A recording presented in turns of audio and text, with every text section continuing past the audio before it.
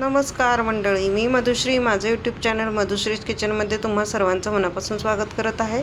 Hello family, hello friends, hello viewers, सर्वांना गणेश चतुर्थीच्या हार्दिक शुभेच्छा. हे बघा, माझ्या मुलीने डेकोरेशन केलेलं आहे. मागे जो बोर्ड दिसतो तो तिने स्वतःच्या हाताने लिपन आर्ट केलेला आहे.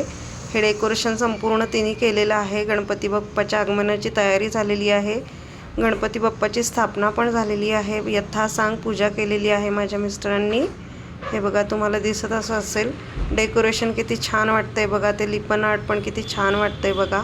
तिने जवळजवळ 5-6 दिवस घालवले, 5-6 दिवस नाही, आठवडा घालवले आहे ते लिपन आर्ट करायला.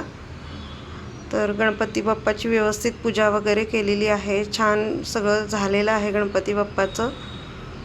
किती सुंदर दिसत आहेत बघा गणपती बाप्पा पूजा केल्यानंतर.